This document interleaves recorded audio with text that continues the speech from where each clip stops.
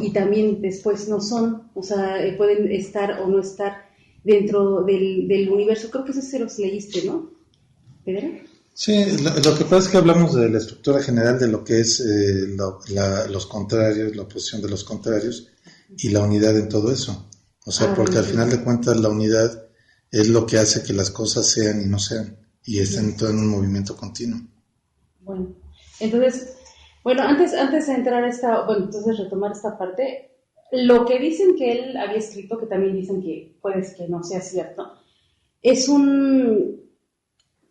pues una obra que se llamaba De la naturaleza o sobre la naturaleza, y que de acuerdo a sus mismos discípulos y otros presocráticos, estaba dividida en tres partes. Una hablaba sobre el universo, otra parte sobre la política y otra parte sobre la teología. Algunos dicen que pues puede ser que esto ya sea pues de la cosecha de sus discípulos, ¿no? Pero nada más a mí sí me gustaría partir en que sea o no sea esto exactamente de Heráclito, es pensamiento presocrático, y si va a hablar se va a hablar de una obra de la naturaleza, la dividen, o sea, eso es muy importante ver que se divide en el universo, la política y la teología. O sea, eso es lo importante. O sea, en cómo se divide. O sea, ya sea que lo haya hecho Heráclito, ya sea que lo hayan hecho sus discípulos, el hecho es de que al hablar de la naturaleza engloban los conceptos del universo, el de lo que es la política y lo que es la teología. Entonces, aquí nos vamos a dar cuenta de la importancia que tienen estos conceptos en la filosofía de Heráclito o en la filosofía heraclitiana, que si bien no era de él, pues eran de sus discípulos. O sea, sí ya no nos metemos en rollos que sí exactamente lo dijo él, ¿no? Esto va a ser importante. Primero, pues, conocer el universo, de la naturaleza del universo. De ahí vamos a hablar, por ejemplo, de lo que es y lo que no es, y sobre el fuego. Eso es muy importante en la filosofía de Heráclito. Y también está la cuestión de la política y la teología, dos cosas muy importantes en la sociedad griega antigua. La política, pues, la relación, ¿no?, con la sociedad. O sea, cómo es importante que la naturaleza, también veamos la naturaleza del hombre en sociedad. No habla sobre el hombre, sino habla de la política. O sea, ya el hombre en sociedad. O sea, para Heráclito, la filosofía heraclitiana, no va a ser importante tanto el hombre en sí mismo, sino en su conjunto. Y también la teología, porque pues tiene que ver con pues su sistema de deidades que ellos tenían. Entonces también recuerden cómo era el sistema de deidades de ese tiempo, de la Grecia clásica. O sea, primero estaban los dioses mayores, Zeus, Poseidón, Hades, y después de ahí iban saliendo todos sus hijos, ¿no?, que eran los rectores de diferentes cosas. Y también estaban las fuerzas brutas de la naturaleza, que eran los titanes. Entonces, si nos damos cuenta, ahí va a estar también una política, pero de deidades, ¿no? Una forma, una sociedad una relación divina entre ellos también. Uh-huh. Entonces, eso es lo importante en este aspecto. Obviamente no nos quedan sus obras de Heráclito, no sabemos si realmente eso fue lo que él dijo, por lo mismo que les decía, él era alguien que le gustaba estar solo y con muy pocos discípulos, entonces también pues no se puede tener certeza de lo que dijo, ¿no?, exactamente él, o si ya es cuestión de lo que decían sus discípulos. Sí, aquí nada más aunque la obra no se ha encontrado, pues esta obra que habla de la política, la naturaleza y la teología, se entendería que de alguna manera con eso cubriría todo lo que es la esfera de lo humano. La teología no es de que se trate de entender la naturaleza de Dios, porque nosotros no tenemos la capacidad de entender un ente mucho más grande, ¿no?, sino más bien en la relación de lo divino con el ser humano. Esa es la más amplia. Después viene la más cercana, que es la naturaleza y el ser humano, qué relaciones tiene, y luego la política, que es el ser humano con el ser humano. Entonces, en ese sentido, las precisamente este tipo de obra, al tratar esos tres aspectos, se va de lo macro a lo micro. Del aspecto más grande, la teología, después la naturaleza y luego la humanidad. Entonces, esa era, aunque dicen que no se ha encontrado ningún fragmento de eso, pero se ha encontrado por referencias, se ha mencionado esto. Y pues, como comentábamos, ¿no? A veces la impresión de lo que se dice no es necesariamente exacta, porque no había historiadores de la filosofía en esa época. Entonces, no había alguien que recogiera todo eso. Hasta después, en lo de Vida de los Filósofos Ilustres, con Diógenes Laercio, fue cuando se hizo ya un intento de hacer un recuento de ideas y de personajes, pero en ese momento, cuando estaba Heráclito, bueno, vamos, no había esto, ¿no? Bueno, les voy a leer una partecita el texto de Heráclito, o sea, del artículo de Heráclito en el Diccionario de Filosofía de Ferrater Mora. Dice: se ha discutido mucho sobre la autenticidad de los textos, sobre la ordenación de los fragmentos y sobre la interpretación a dar a cada uno de ellos. No podemos hacer estado aquí de estas discusiones, pero ofreceremos nuestra exposición teniendo en cuenta algunos de los resultados que estimamos más razonables y sólidos. La exposición abarca 4 aspectos: la cuestión del saber; 2, el problema del cambio; 3, la noción de la oposición y de conflicto; y 4, la idea de unidad, orden y ley. Entonces esto es muy importante.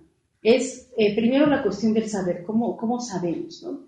Después el problema del cambio; después la noción de la oposición y de conflicto, que esto va a ser la parte fundamental de su filosofía. Y después la idea de unidad, la idea de orden y la idea de ley, o sea que realmente son un conjunto. Después dice Ferrater Mora: no pretendemos que Heráclito mismo hubiera seguido este esquema, pero creemos que él mismo ayuda a comprender mejor sus doctrinas. Durante un tiempo, y especialmente por influencia de Platón y en parte de Aristóteles, y en época moderna, seguramente de Hegel, de Lassalle y otros autores, se insistió en considerar a Heráclito como el filósofo del cambio o del devenir, frente a Parménides, llamado el filósofo de la inmovilidad o del ser. En nuestra exposición no negamos este aspecto en el pensamiento de Heráclito, pero no lo consideramos exclusivo. En este caso, porque Heráclito proclama que una cosa es saber mucho y otra poseer entendimiento. Si lo primero implicara lo segundo, había enseñado a Hesiodo, Pitágoras, Genófanes y Hecateo a poseer entendimiento. Ni Homero ni Arquíloco me en confianza. Lo importante para Heráclito es un saber de lo esencial. Lo sabio es uno, conocer con verdadero juicio de qué modo las cosas se encaminan a través del todo. Ese es uno de sus fragmentos. Cierto que esos fragmentos se hallan en conflicto con el fragmento 35, según hemos puesto ya en relieve en el artículo de filosofía, o sea, esto se refiere a otro artículo. Pero este último fragmento parece menos importante comparado con la insistencia de Heráclito en que lo sabio es uno. Un conflicto semejante se halla entre el fragmento que dice: prefiero las cosas en las que hay que ver y oír y percibir. Y fragmentos como los siguientes, dice Heráclito: los ojos y oídos son malos testigos para los hombres cuando no tienen alma para entender su lenguaje. Otro fragmento es: cuando su visión se oscurece, un hombre prende para sí mismo una luz. Ser viviente, cuando está dormido, entra en contacto con los muertos, y cuando despierta, está en contacto con los dormidos. Otro fragmento es: el Señor, cuyo origen se halla en Delfos, ni habla ni disimula, sino que da una señal en español. Bueno, o sea, una señal en español dice que significa, o sea, no se queda una señal así de ver, sino que quiere decir o significa. Pero este conflicto puede ser aparente. El ver y oír y percibir puede ser un ver y oír y percibir mediante el entendimiento. En todo caso, Heráclito parece fundar el saber de una especie de atención al logos, aunque logos en común muchos viven como si tuvieran un entendimiento privado. Saber es saber de lo uno por medio de logos.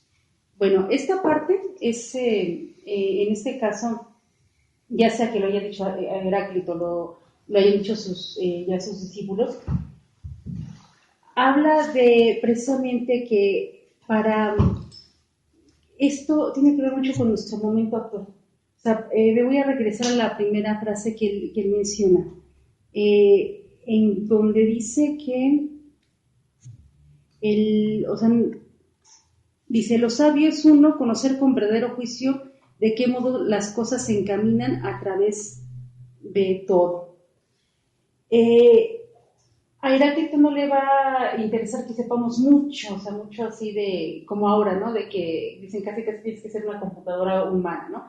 Sino que lo que le va a importar es la parte de la sabiduría, la parte de qué haces con ese conocimiento que tienes. ¿Ese conocimiento lo encaminas hacia el todo o para qué te sirve el conocimiento? Por eso les decía en la primera parte que dividía su filosofía de la naturaleza en el universo, en la política y en la teología.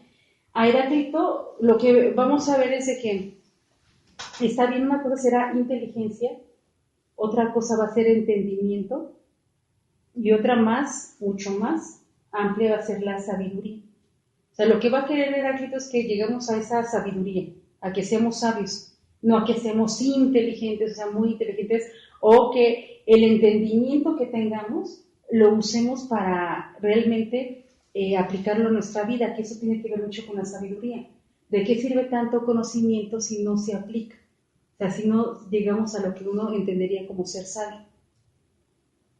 Sí, a mí me pareció interesante y a la vez curioso, porque hace un ratito que platicaba Luis acerca de cómo se hizo, bueno, platicaba de las escenas de la película, Roma, que son una cámara, se verifica, se hace un paneo hacia un lado y después se regresa. Pues yo creo que, y cuando comentaba Vicky acerca de el saber, el problema, el cambio, la oposición y conflicto, unidad, orden y ley, ¿no? O sea, al final de cuentas es lo mismo. Es lo mismo, porque hay un ente, una persona que lo está pensando, ¿no? Que llega a un nivel de maestría, de entendimiento de las cosas y lo va ordenando. Une las piezas. Ajá, los va ocultando y él sabe en qué momento alguien va a tirar el plato y alguien va a gritar y alguien va a correr, etc. Todo eso va uniendo las piezas y está cumpliendo este planteamiento de la actividad. Me parece interesante. Ahora imagínate eso aplicado a la sociedad. O sea, es que, si nosotros vemos a alguien con conocimiento, que tenga el entendimiento del todo, con nuestra propia esencia o nuestra propia naturaleza, y nuestra propia naturaleza en nuestro conjunto donde nos desarrollamos, imaginemos una sociedad en donde todos sepan qué hacer y que ya sepan realmente cuál es su papel, su función, y que lo hagan. Como en granitos, ¿no? Entonces, esto es muy importante porque recordemos que de estas ideas se va a nutrir Platón para hacer después la República. Entonces, es por eso que a veces son, pues los hacen a un lado un poco, ¿no? Los presocráticos, ¿no? Porque si no, pues nos vamos con Platón, nos vamos con Aristóteles. Y ya cuando llegan con Platón y con Aristóteles ya no comprenden, ¿no? O sea, no entienden porque esto es un pensamiento previo, un entrenamiento para conocer o comprender a Platón y comprender a Aristóteles. Y si no entendemos a Platón y a Aristóteles, ya no entendemos a los demás, ¿no? Entonces, esta parte, esto nos lleva, recuerden que hablamos de una parte mítica, un mundo mítico que se pasa ya a un pensamiento regido por el logos, por la razón. Entonces, aquí ya Heráclito va a empezar a dar esa función. O sea, olvídate de que si sabes muchas cosas. Recordemos que en esta parte donde florece este pensamiento, pues va a haber muchas personas, muchos griegos que también van a hablar del arte, por ejemplo, van a hablar del teatro, van a hablar, incluso van a hacer grandes obras artísticas, o sea, en piedra, incluso pues están todas estas odas que escriben los poetas, y está también por la naturaleza, ¿no? Por saber cómo funcionan las cosas. Recordemos que va a haber muchos científicos o propios científicos en Grecia. Entonces, ahí, ahora imaginémonos un pensador que dice, bueno, quiero conocer el origen del universo, cómo está construido el universo, pero ese orden, esa ley que mantiene la naturaleza, también la quiero plasmar en mi sociedad. La quiero plasmar en este mundo que yo estoy viviendo. Por eso para Heráclito va a decir, hay una parte que dice, algo que prefiero lo que se puede ver, oír. Bueno, aquí hay una parte que dice, lo sabio es uno. Pero otro párrafo, o sea, otro aforismo. Ahí se refiere a unidad. Sí, es que precisamente él habla del cambio. Cuando vemos que cambian las cosas, a veces nos preguntamos por qué, ¿no? Generalmente lo que nos mueve la pregunta es por qué, y a veces la pregunta es ¿por qué a mí? ¿no? Generalmente es nuestra pregunta ¿por qué a mí? Pero lo que dice Heráclito es que los cambios no tendrían ningún sentido si no vemos el todo. Vamos, si lo viéramos todo esto, ahora platicamos de una película, ¿no? Pero en aquella época vamos a ver una tragedia griega. El clásico caso de este tipo era Edipo Rey, ¿no? Edipo Rey, que de repente le pasa toda una cuestión muy, muy difícil, y él sí se llegó a preguntar ¿por qué a mí me está pasando todo eso? Pero en todo el planteamiento de la tragedia se ve por qué le pasó, pero ese planteamiento para una persona común y corriente no sabe, no lo ve. O sea, como a veces uno dice, bueno, ¿por qué me quedé sin trabajo? ¿Por qué me quedé sin amigos? ¿O por qué de repente una persona muy querida se murió? A lo mejor el ver los hechos aislados, ese cambio aislado, es lo que nos limita nuestra percepción. Pero dice Heráclito, cuando vemos el todo, ya entendemos por qué. Porque si lo que platicamos la sesión anterior, si a alguien le duele mucho que se le muera una persona, ¿qué pasaría del lado contrario? ¿Qué pasaría si estuviera viva todavía? Toda la vida, todos los años. Llegaría a lo mejor el momento en que o se hartaría, o si tiene una dolencia, imagínense traer un dolor de espalda durante 500 años, ¿no? Entonces, y además, ¿qué es lo que pasaría? Pues eso impediría que gente nueva naciera, ¿no? Entonces, si empezamos a ver el todo, pues tiene un porqué la muerte, tiene un porqué la vida, tiene un porqué todos los cambios. Y es justamente por eso que Heráclito decía que había que entender el todo para valorar los cambios. Para que todo tenga sentido, ¿no? Exactamente, el todo le da el sentido al cambio. Y en este caso, al fragmento que me refería es el que dice, prefiero las cosas en las que hay que ver y oír y percibir. O sea, si bien tenemos que comprender esto del todo, tenemos que ver la parte del universo, esta parte es importante porque vamos a tener un entendimiento. Va a haber filósofos, va a haber pensadores que van a querer percibir esto del todo, esto del uno, de todo lo que nos va a contener el universo. Pero para Heráclito, o sea, a pesar de todo eso, de esta importancia, él va a decir, prefiero las cosas en las que hay que ver y oír y percibir. O sea, ver, oír y percibir están enlazados a nuestros sentidos. Es decir, que prefieren las cosas que nos relacionan o que nos enlazan con nuestros sentidos, porque al final de cuentas vamos a estar nosotros materializados. Entonces, si podemos oírlo, podemos percibirlo, si podemos verlo, quiere decir que nuestro cuerpo está enlazado con esa parte de la naturaleza externa.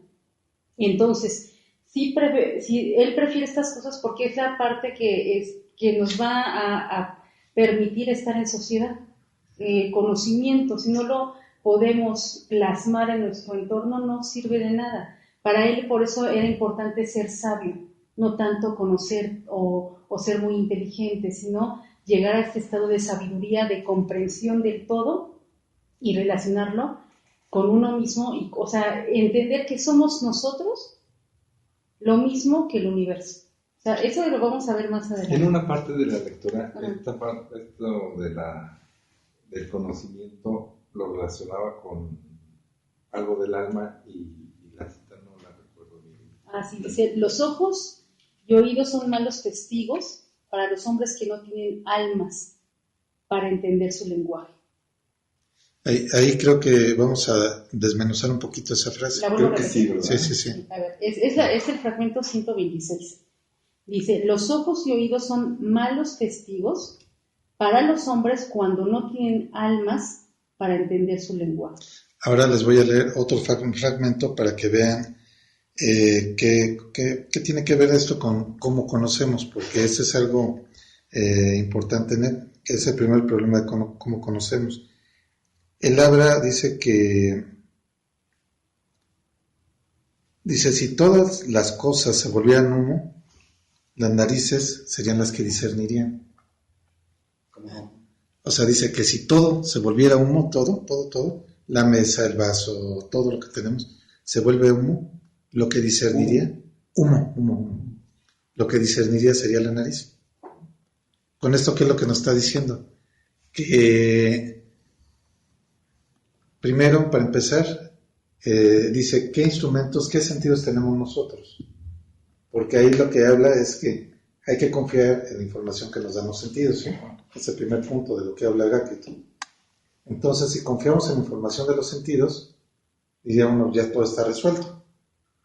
Pero eso nos limita, porque ¿qué tal si hay algo que está más allá de mis sentidos?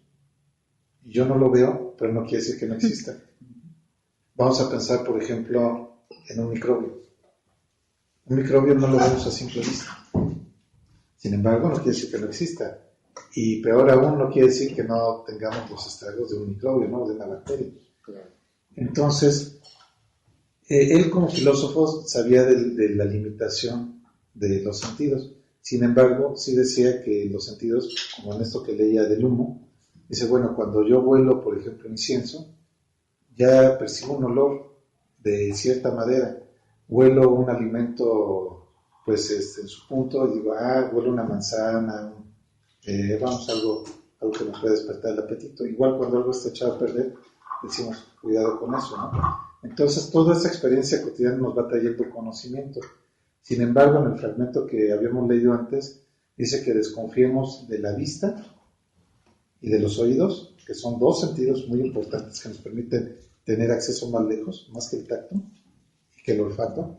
La vista y el oído, que son sentidos más amplios, que desconfiemos si no tenemos alma para interpretarlo.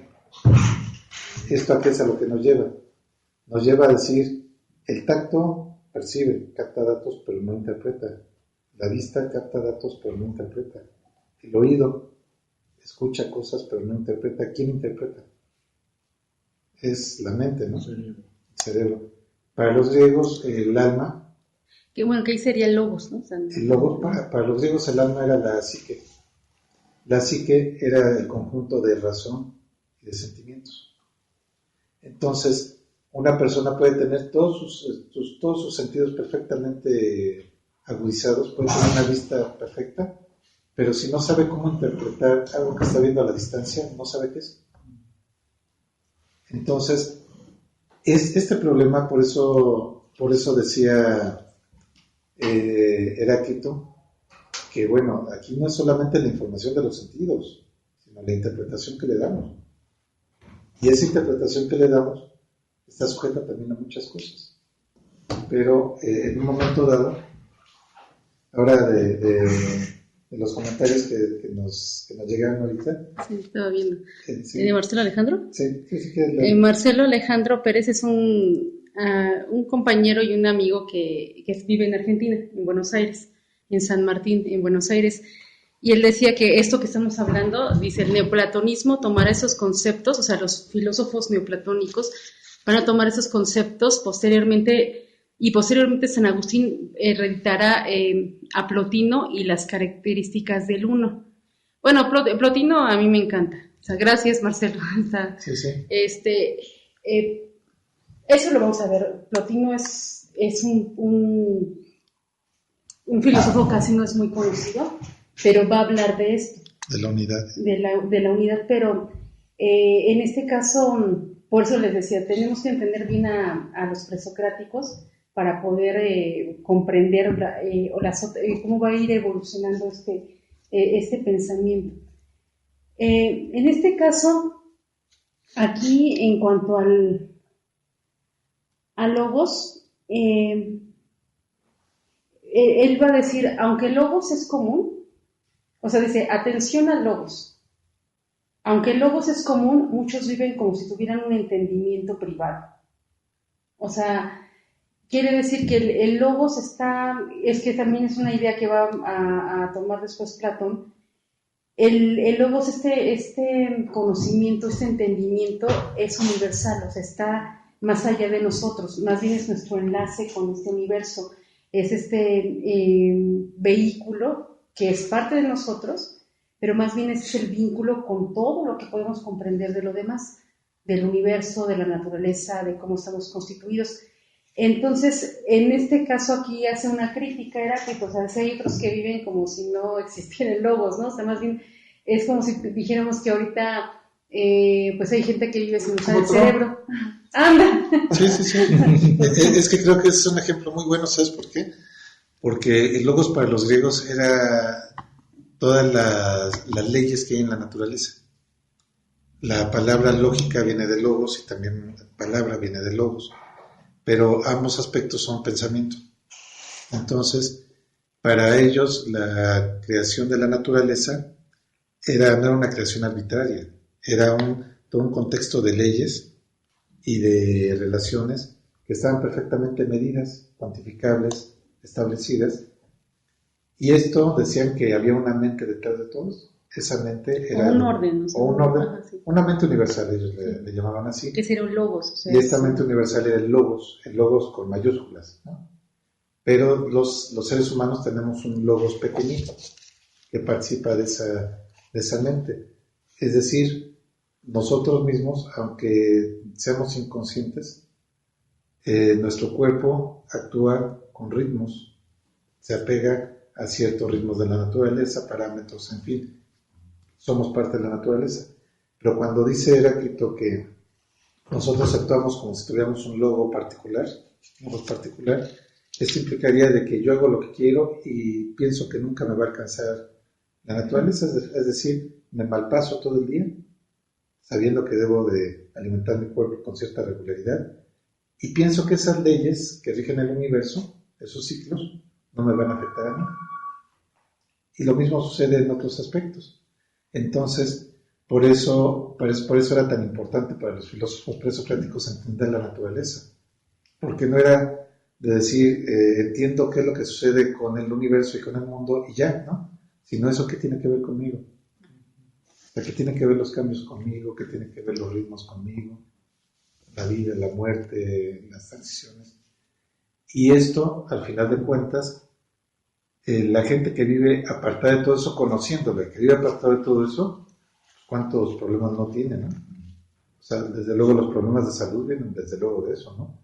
De no darle su lugar al cuerpo, como debe ser, ¿no? Entonces, pues de ahí, desde esa época ya decía Heráclito que reconocía que hay un orden más grande, es el logos más grande, y es el logos pequeñito que nuestra mente, ¿no? Para que podamos entender esto mejor, voy a poner el ejemplo de los budistas, ¿no? El todo, o esta sabiduría, es como el mar. Y cada uno de nosotros es un vaso o una vasija, habrá unos que sean un tinaco, ¿no? Pero aún así, por muy grandes que sean un barco de estos que llevan el petróleo, ¿cómo se llama? Buquetanques. Un buquetanque. Alguien sea tan fregón que sea del tamaño de un buquetanque, nunca va a poder tener el contenido del mar dentro de sí. O sea, el conocimiento, en este caso el logos, va a ser parte de como el mar, o sea, está en todo el universo. Y cada uno de nosotros pues de acuerdo a nuestro tamaño va a poder contener una parte del universo, no va a poder con todo.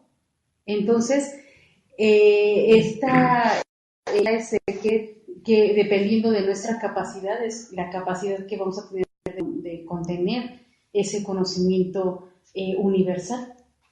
Pero reconociendo que aún seamos lo más grande, o sea, lo más desarrollados posibles, jamás vamos a poder contener todo, porque somos humanos. Y que la finalidad no es contener, ¿no?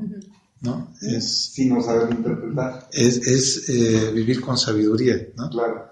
Porque si entendemos qué es lo que sucede a nuestro alrededor, no vamos a estar pegándonos con pared, queriéndonos ir por un lugar donde no se puede, ¿no? Y yo tengo aquí una cuestión. ¿Cómo participar de este logo no nos convierte en un anime? O sea, Pensamiento estándar. O sea, un títere. Bueno, no, simplemente es... No tener personalidad, así. No. Bueno, pues no poder aportar más algo de la individualidad. Uh-huh. O incluso la discrepancia. Sí. Bueno, en esta parte del logos, pues a mí también me surgía esa pregunta, ¿no? Porque a final de cuentas el logos nos influye, o sea, tiene una presencia en nosotros, y esa presencia tiene influencias sobre nosotros, influencias que desconocemos incluso, ¿no? Puede haber algo de nuestro ser que de alguna manera responde a ciertos ciclos, a ciertas medidas, a ciertas secuencias, y que afecta a nuestro pensamiento y nuestro comportamiento. Aquí el tema es qué tanto somos capaces de como decía Heráclito, vamos a ser hombres, pues no sabios, ¿verdad? Pero al menos entender un poco de esa esencia y poder tener un albedrío libre, ¿no? Sí, porque pudiera suponerse que con el logos ya todo está resuelto y no necesita alimento. Entonces, pues cada uno de los que participemos en el logos nos estamos nutriendo de logos. Sí. Bueno, como lo podría explicar Heráclito es de una manera, mira. Al final de cuentas, la mente lo que hace es interpretar lo que sucede en la realidad. En la realidad, ¿qué es lo que dice, qué es lo que dictaría ese gran logos que decían los griegos, ¿no? Esa mente universal? Lo que dirían es que hay ciclos que todos nos damos cuenta, el día y la noche, las estaciones de primavera, verano, en fin, como se vivan en cada parte del mundo. Cada uno de nosotros experimentamos todo eso, pero ¿qué significado le damos? Por eso precisamente decía en el otro fragmento de Heráclito que de nada sirve la vista y el oído sin el alma que lo interprete, sin esa mente que lo interprete. La interpretación que le damos es muy distinta. De hecho, algo que es muy característico es la idea de cada interpretación que le damos globalmente a algo es lo que genera la cultura. Por ejemplo, ¿qué interpretación le daban en ciertas culturas al nacimiento del sol? Le dan toda una interpretación mística, en fin, de agricultura y muchas cosas. En otras culturas le dan otra interpretación del ciclo de lluvias. Y es el mismo fenómeno, digamos, si lo vemos de manera simple y llana, el logos o esas leyes universales están actuando, como siempre han actuado.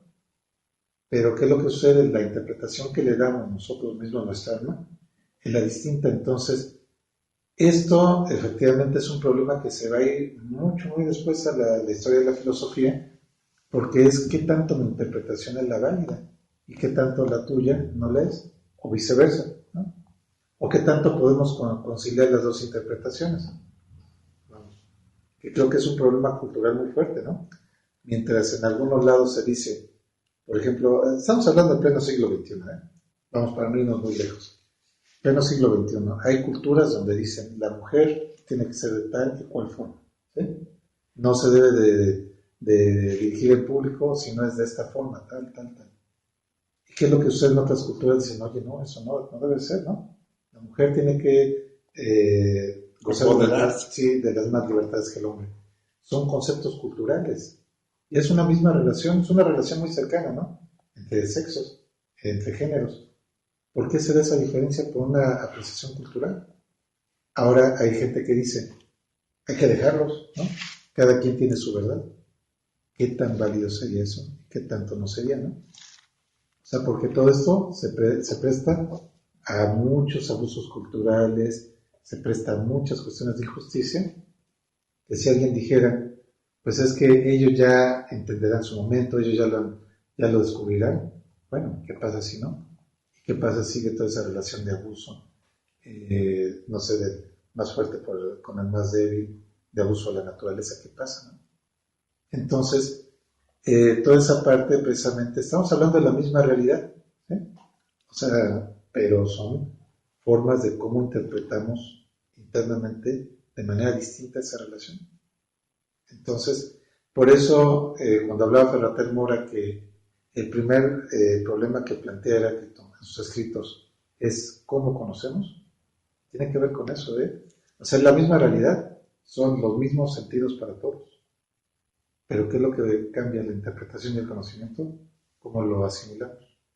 ¿Cómo lo digerimos?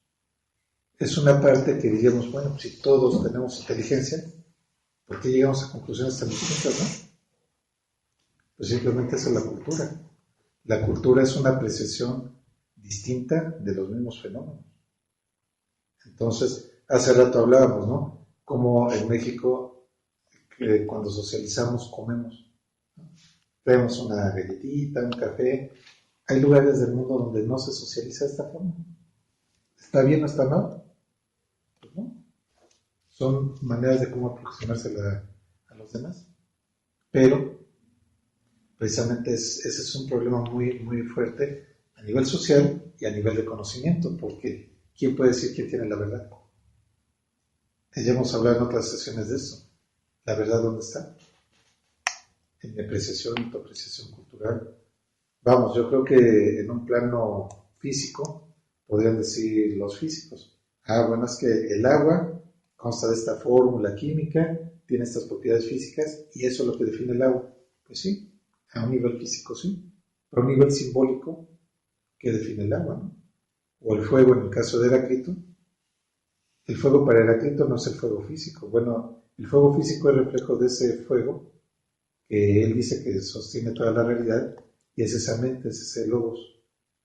Heráclito concebía la mente como el fuego, y esta simbología eso se ha tomado en muchas culturas, incluso este conocimiento divino, conocimiento sagrado, en algunos santos en la época medieval se representaban con fuego, ¿no? No sé si han visto cómo representan a San Judas, ¿no? Una llama ahí, es ese fuego, ese conocimiento, esa mente transformadora. Pero, ¿por qué decía Heráclito que el fuego era la mente? Porque el fuego todo lo transforma, y que la esencia de la realidad es el fuego.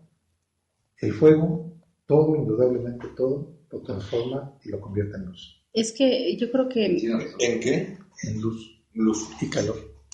Creo que esa es la cuestión. Es que estoy buscando logos, pero no lo encuentro.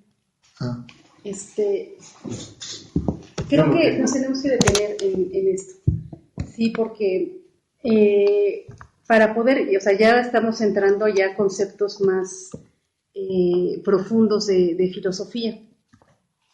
Si no entendemos bien este concepto de logos, vamos a no podemos poder avanzar.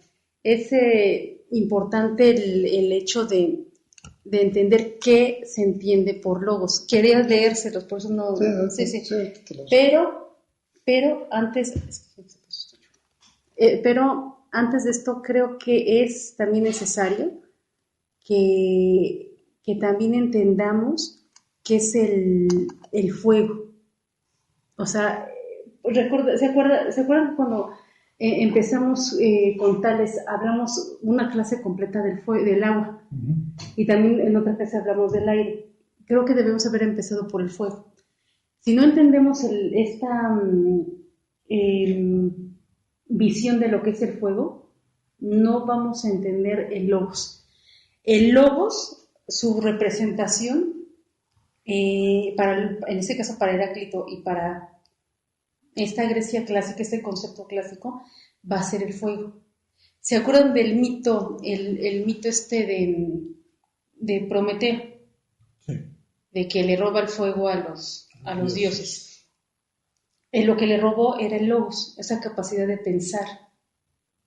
O sea, el fuego va a ser el pensamiento, va a ser el razonamiento, va a ser lo que nos diferencia de los demás animales, va a ser esta capacidad de transformación. Entonces va a ser importantísimo que entendamos cuáles son las características del logos.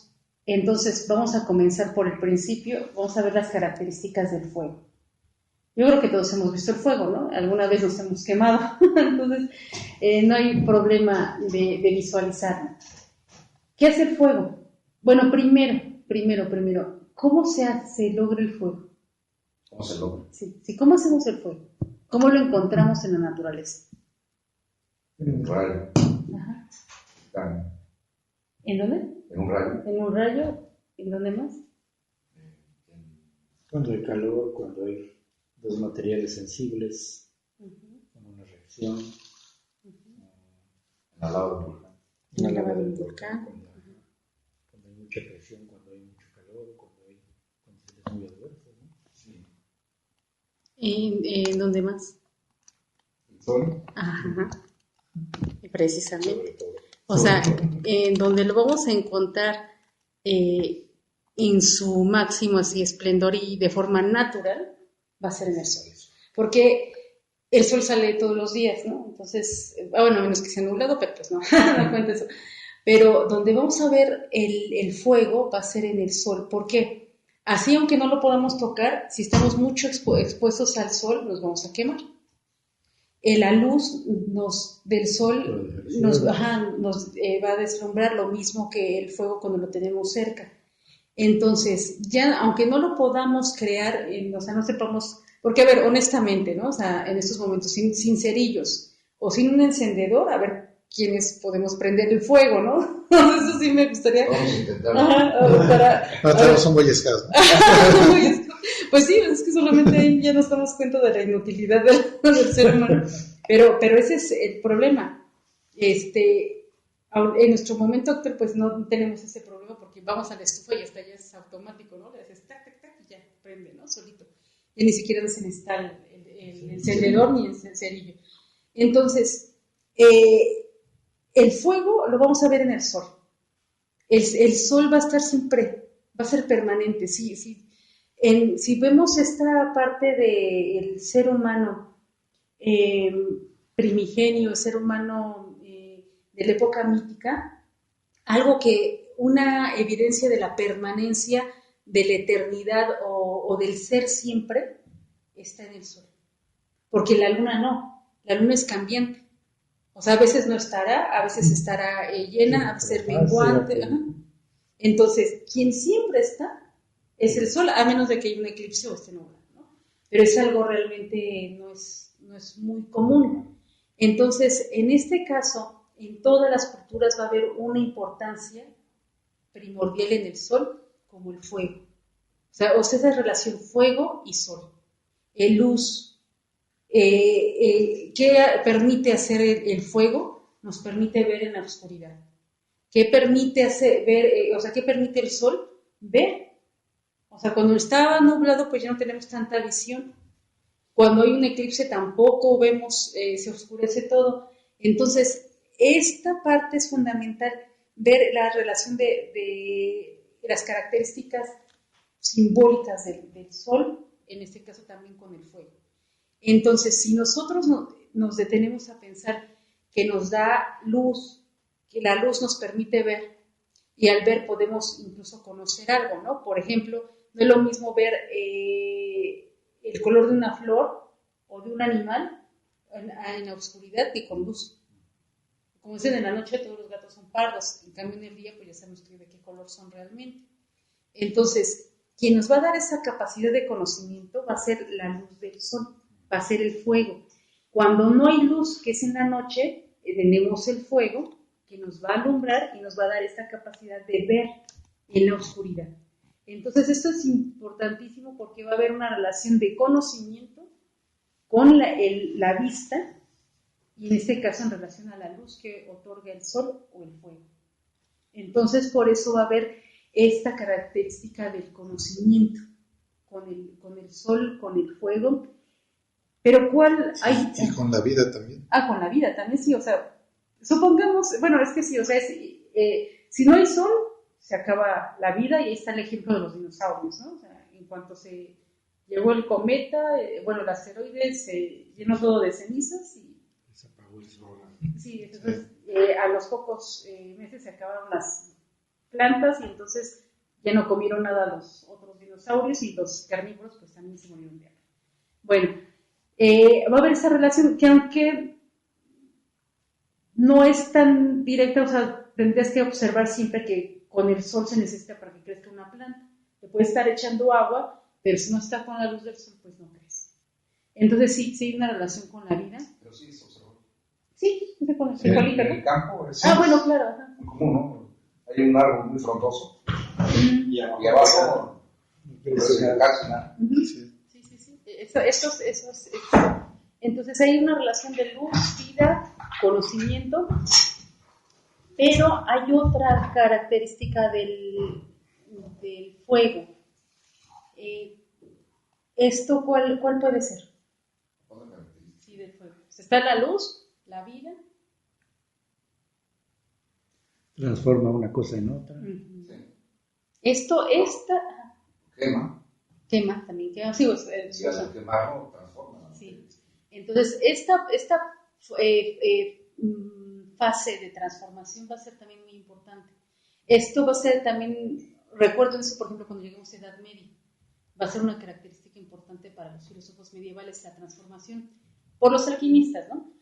Pero aquí, la fase de transformación, a ver, tenemos el tronco con lo que hacemos la fogata. Se va consumiendo y se queda en cenizas, ¿no?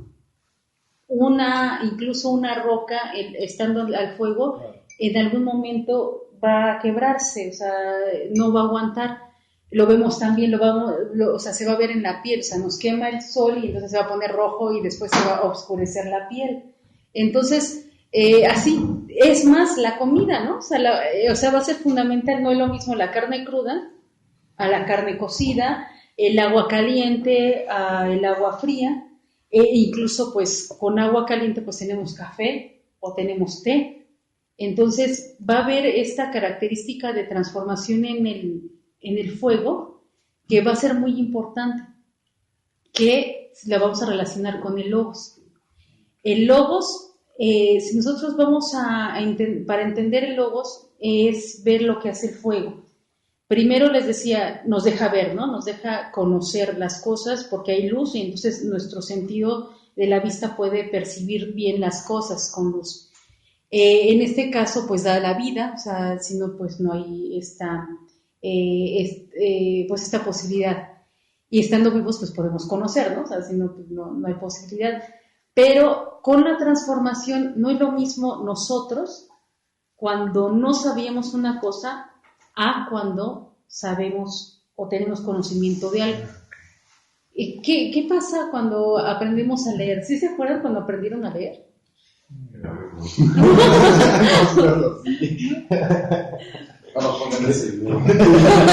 ¿Qué pasó, Michi? No, pues digo, o sea, Ya estás sentada.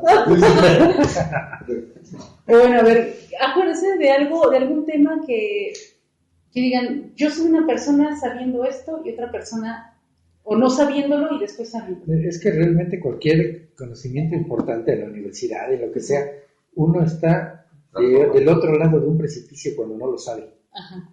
Y cuando uno lo sabe, dice uno, bueno, era un pasito tan fácil, Ajá, entonces, pero yo veía un precipicio horrible. uh-huh. Y ahorita que ya lo veo claro, ya veo que es realmente fácil, o sea, está uno del otro lado completamente.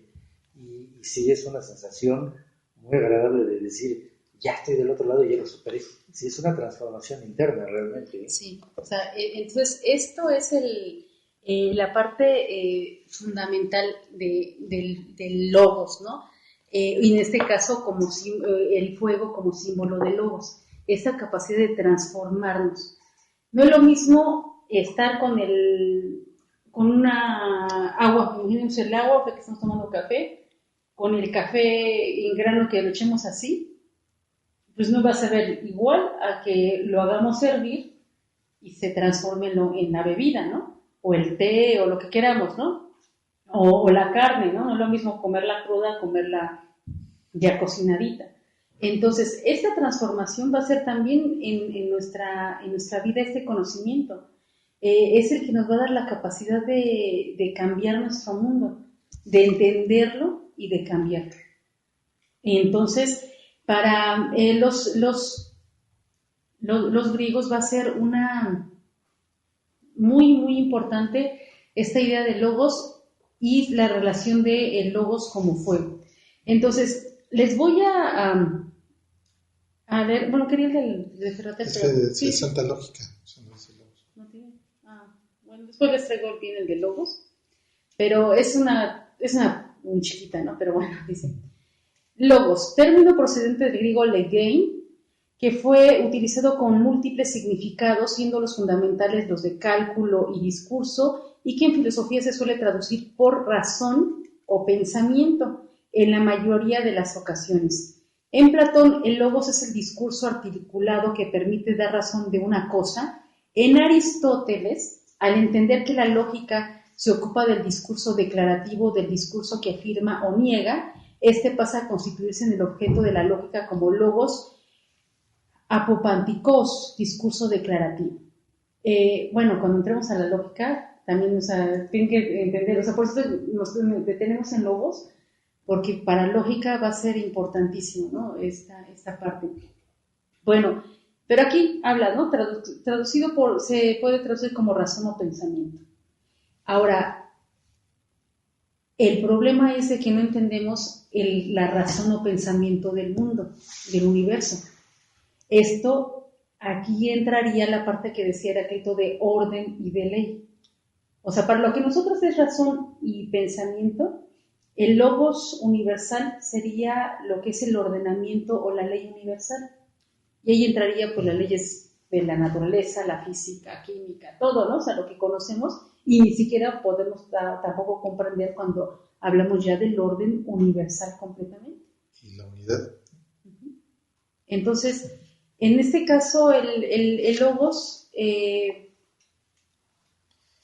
bueno... De hecho, aquí en los fragmentos de Heráclito, en el fragmento 30 habla del fuego precisamente.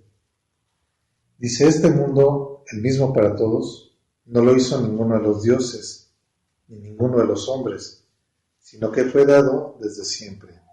Es y será fuego, siempre vivo, que se enciende mesuradamente y mesuradamente se apaga. Hasta habla de que el fuego también es y no es, se enciende y se apaga. Bueno, pero eso entraremos después, ¿no? Sí, y luego dice transformaciones del fuego, primera, mar, del mar una mitad se transforma en tierra, la otra en temporal con rayos. Entonces, él habla que hasta la misma realidad, en un inicio fue fuego, pero entendiendo el fuego como mente, como orden, porque si no hubiera orden en la naturaleza, todo sería un caos, serían puros cambios, serían puras cosas que de repente no hay certeza de que este vaso se vaya a convertir en otra cosa, ¿no? Y esto no sucede. Sabemos que esto con el paso de los años se va a degradar, pero de alguna manera podemos prever en qué se va a convertir, ¿no? Ya con el paso de los años. Pero puede haber diferencias, por ejemplo, en una taza, ¿no? O sea, se fabrica, pero puede surgir un defecto que la haga distinta a otra aparentemente igual, ¿no? Y de esas pequeñas variantes es de lo que está compuesto el universo. bueno, en gran medida, ¿no? Lo que se comentaba hace un rato. Cada quien puede tener un concepto distinto de lo que es la socialización para nosotros como mexicanos y la manera en que socializan los japoneses. Pero forma parte de logos también. O sea, son pequeñas variantes de ese mismo logos. Es la manera de entender en particular, en este caso, diferentes culturas, ¿no? Pero es el mismo. O sea, y son variaciones, yo creo que mínimas. Son variaciones mínimas. O sea, la escala de todo el logo, ¿no? Es amplísimo y estas variaciones son muy pequeñas. Entonces, esas pequeñas variaciones son lo que hacen la diferencia y son lo que hace el universo que conocemos, ¿no? Porque un árbol de naranjas plantado en el mismo terreno va a ser diferente a otro que esté plantado en el mismo cercano, por más 2 metros, 3 metros, va a crecer de forma diferente. Porque hay variaciones en el clima, en el cuidado que se tuvo, si se tuvo cuidado de alguien, lo regó más, lo regó menos, le echó más fertilizante, menos fertilizante, más abono, etcétera, ¿no? Entonces, son esas pequeñas variaciones las que forman a nuestra escala una sociedad, una cultura, en fin, o sea, cada especie. Y a escala también del universo, son esas variantes las que se pueden observar a través de los telescopios. Eso para Aristóteles se llama contingencia. O sea, todos son, es algo lo mismo, pero por las contingencias va a haber esa variación que mencionas. Eso, bueno, vamos a ver más adelante, pero para Heráclito te contestaría en ese aspecto, para el pensamiento heraclíteo, te contestaría, sí, o sea, hay muchas variantes. Eso es el entendimiento o el conocimiento. Conoces árboles de naranja, conoces árboles de manzana, árboles de ciruela, árboles de mango, todo lo que tú quieras, ¿no? El conocimiento te va a llevar a conocer todas las variantes de árbol o de árbol frutal, porque va a haber árboles que no tengan fruta. Entonces, en este caso, vamos a verlo. Pero todo árbol, ¿qué necesita? Sol, riego, nutrientes. No importa de qué cantidad hablemos de sol, pero van a necesitar sol, van a necesitar agua, van a necesitar algunos cuidados. Ahora vamos a cambiarlo al ser humano. Entonces hay muchos, no es lo mismo un mexicano que un japonés, pero todos necesitamos amor, necesitamos comer, dormir. Entonces las variantes, si realmente nos damos cuenta, no van a importar.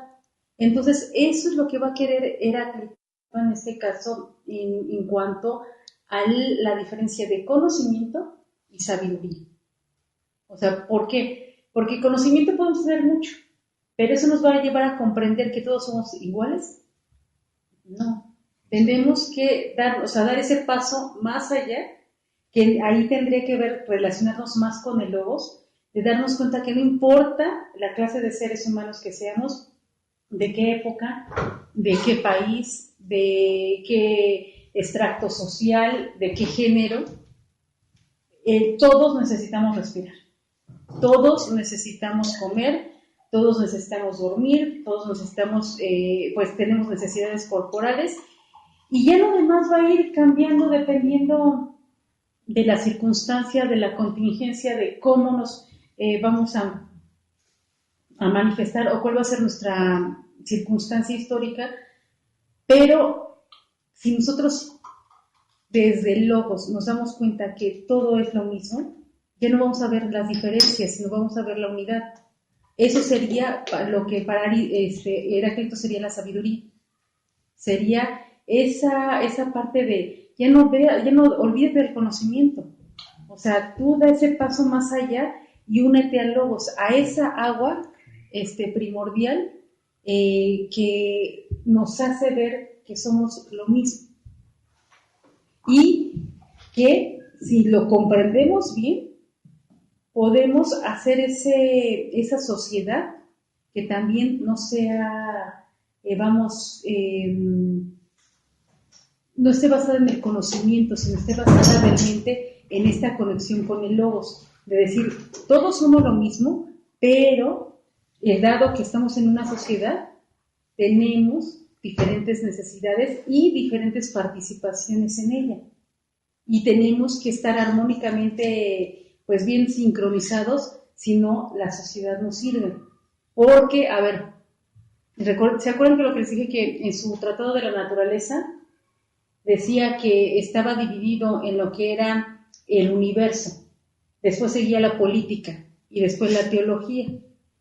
En este caso, si no comprendemos cómo está el ordenamiento universal, no vamos a poder plasmarlo en una sociedad. O sea, el que diga, bueno, porque yo quiero ser rey y porque el otro sí es rey y yo no soy rey, porque yo tengo que ser campesino o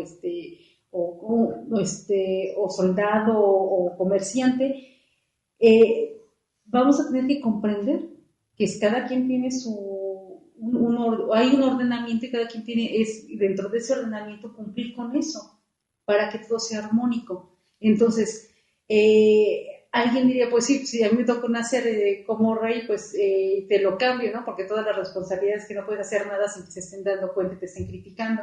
En cambio, pues es que, o sea, es lo que dicen los...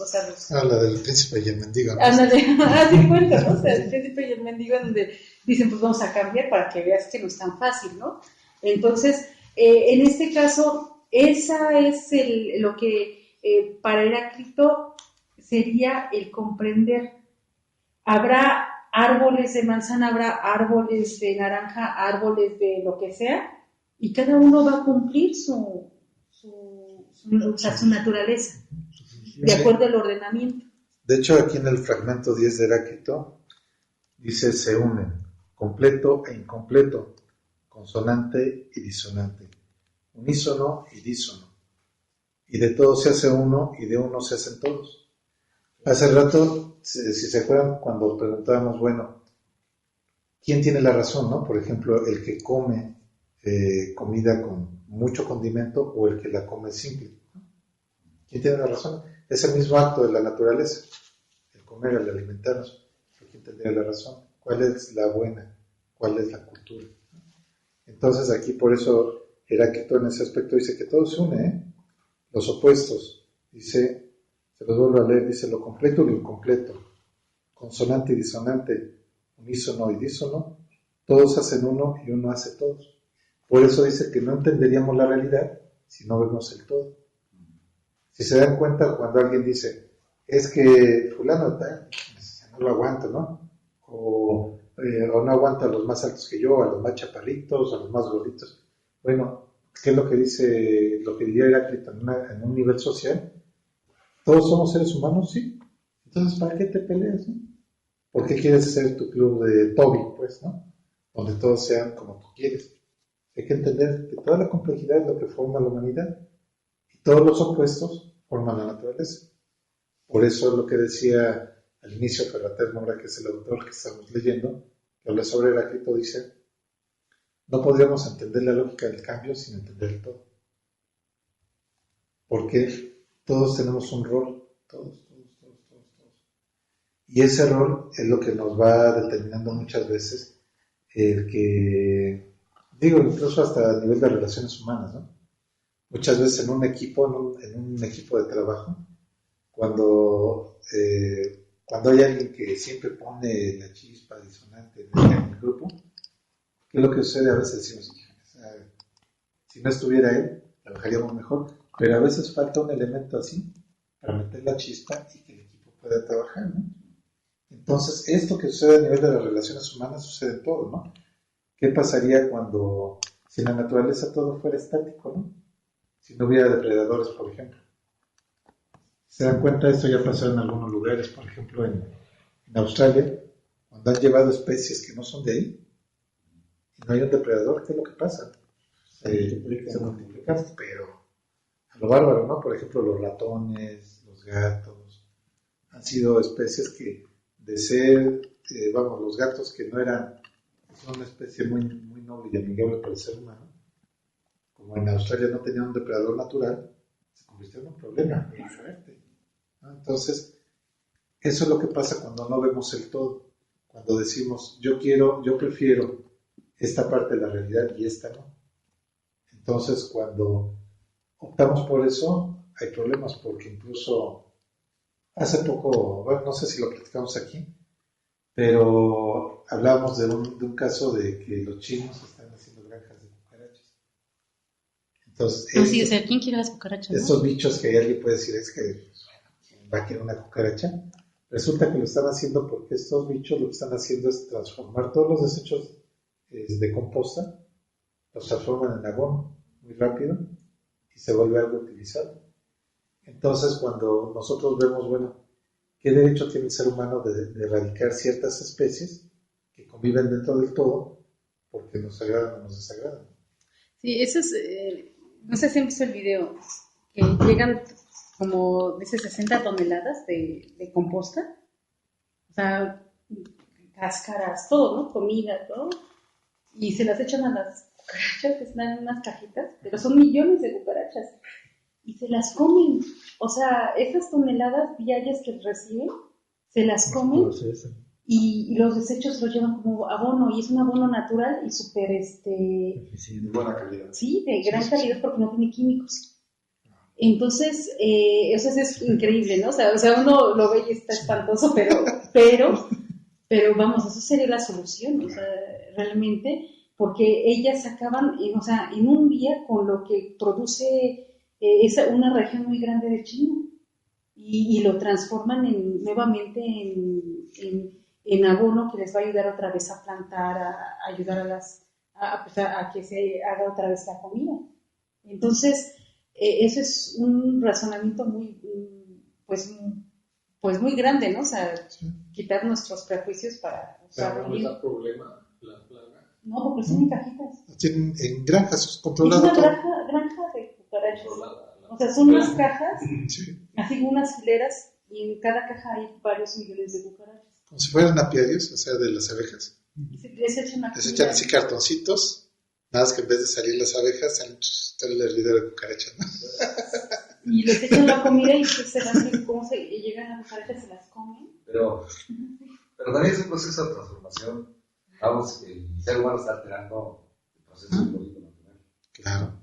Y en ese proceso natural, pues yo creo que se llevan entre los pies a otras especies, ¿no? Estarán esperando pues, algo de esa parte, ¿no? ¿Cómo se los Bueno, y es que... Lo malo se las tienen.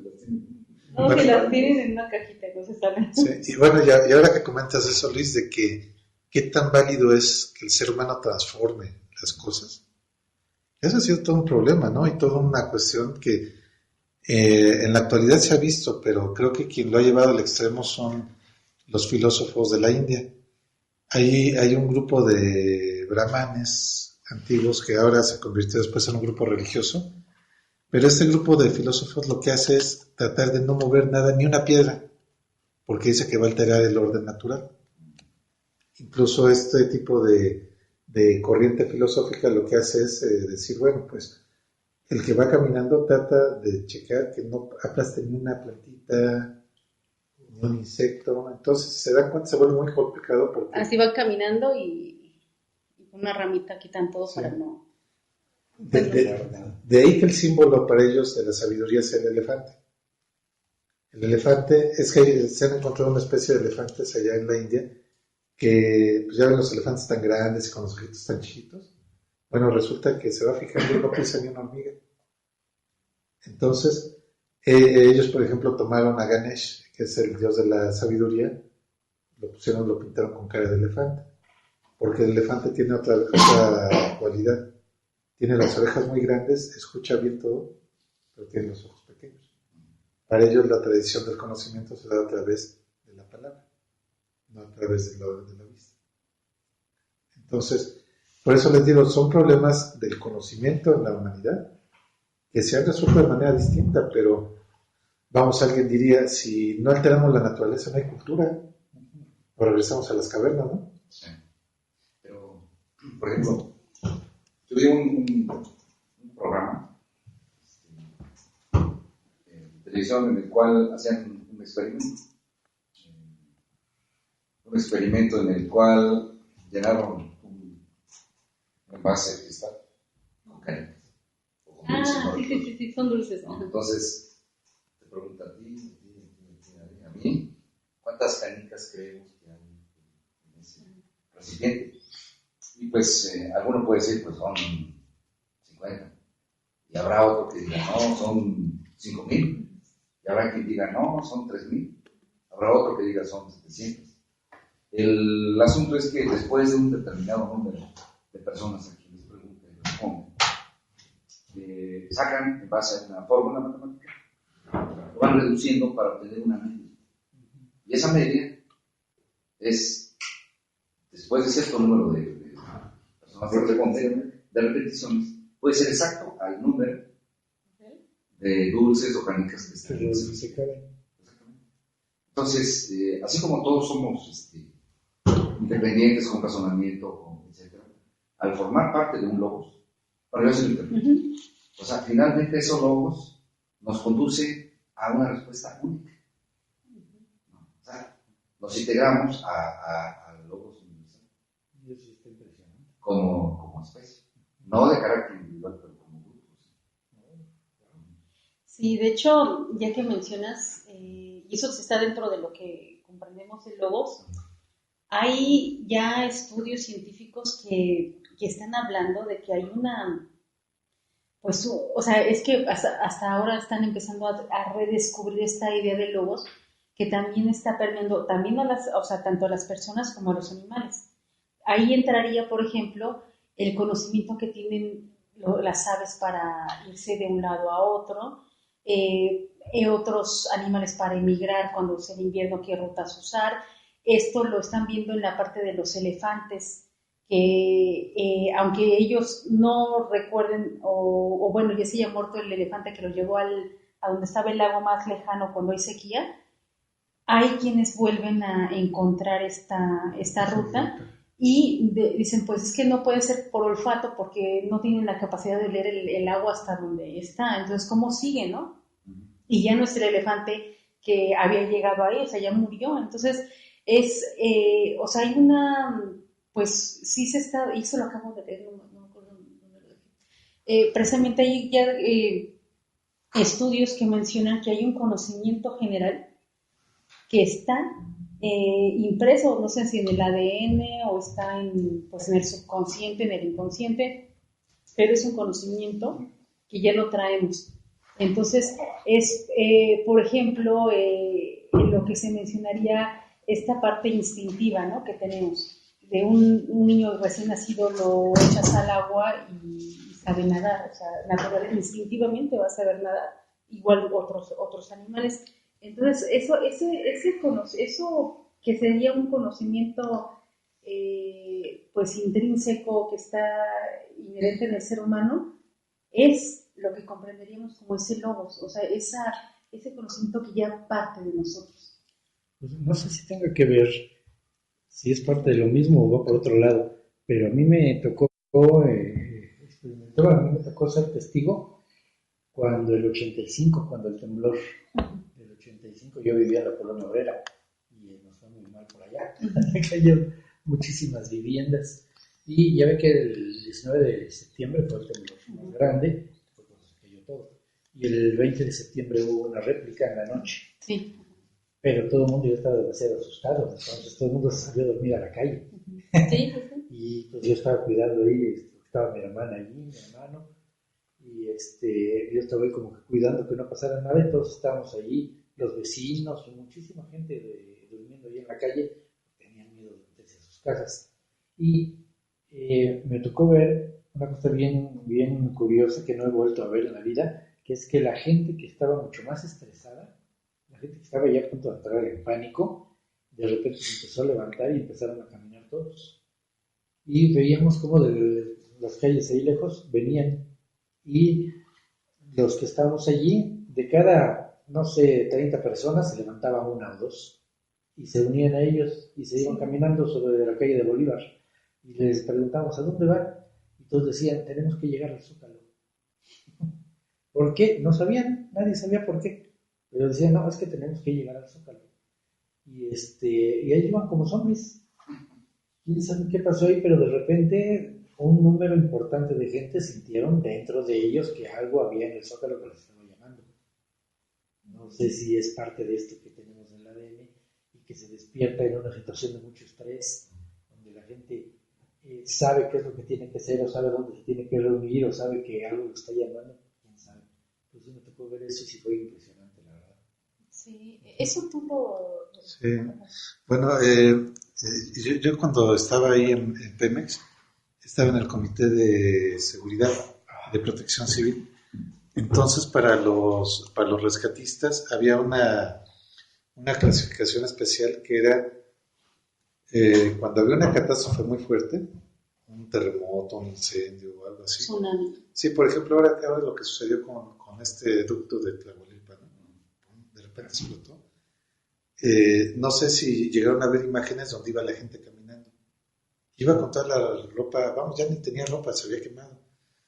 Y la pregunta es, bueno, ¿por qué estaban caminando? ¿No? Ah, la imagen está, la fotografía de Vietnam, que después de que los echan el napalm, van corriendo los niños y van caminando otros atrás. Sí. O sea, eso es... Bueno, lo que dicen ahí a nivel, digamos, empírico, ¿no? Los rescatistas, es que dicen que hay una clasificación especial porque dicen que cuando la gente entra en un estado de shock, empieza a deambular. A eso le llaman deambular, caminar sin sentido. O sea, la gente está en shock, no está razonando. Y como que la respuesta natural que da el cuerpo es caminar. Es alejarse del lugar donde pasaron los hechos traumáticos. Donde siente el peligro, ¿no? Sí. O sea, pero eso, vamos, ¿hacia dónde? La respuesta es algún lugar donde sientan o que es lejos o que hay seguridad. Pero en ese aspecto dicen que sí, incluso ellos nos decían que cuando hay alguna catástrofe grande, que se tienen preparados como gafetitos, como gafetes, que se cuelgan para un color. El color amarillo lo que significa es la gente que está deambulando.